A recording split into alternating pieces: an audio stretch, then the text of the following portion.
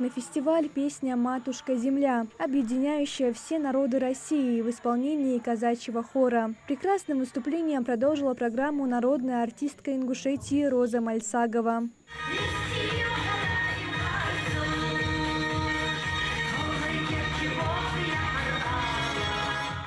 После концертной программы участники этнофестиваля осматривают выставочные экспонаты. Здесь представлены ингушские национальные наряды, старинная атрибутика, фотоработы с этнокультурным уклоном, а также картины, большинство из которых – это работы Маки Добриевой. Хотя она и не является профессиональной художницей, но ее полотна уже давно привлекают внимание ценителей искусства. Мака поведала нам историю создания одной из ее работ, где изображен башенный комплекс Эгикал. Недавно я снималась в кино «Дзурдзуки», и мы в этих местах работали, были съемки.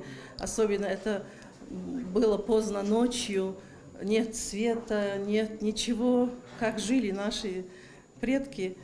Вот это состояние передать и перенести на свой холст, наверное, в связи с этим я и написала это. В этнофестивале принимают участие более 15 представителей диаспор, включая азербайджанскую, узбекскую, грузинскую и другие. Некоторые из них представили на выставке свою национальную кухню. Я считаю, что это объединение между представителями наших диаспор и представителями, которые проживают в Республике Ингушетия, немаловажный фактор на сегодняшний момент. Мы должны уделять внимание культуре и обычаям и других народов, которые проживают у нас на территории Республики Ингушетия. Посетители внимательно осматривают выставку, обсуждают детали экспонатов, делятся впечатлениями о традиционных костюмах и предметах быта, а также пробуют национальную кухню разных народов. Я очень люблю наше ремесленное дело, и мне было интересно узнать, как выглядят наши костюмы в разных веках. Сегодня я об этом узнала. Также я увидела выступления казаков и наших традиционных ингушских певцов.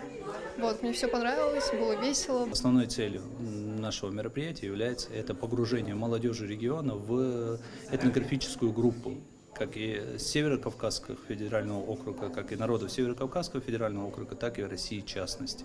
Основная цель заключается в этом как раз-таки, чтобы они окунулись и поняли культуру, обычаи, традиции разных народов России. Подобные этнофестивали проводятся ежегодно. В этом году мероприятие продлится 2 дня – 27 и 28 ноября. Организатором выступает молодежный центр «Дом молодежных организаций» при поддержке различных общественных организаций региона. Мария Амбата, Рахим Икажев, Магаз 24.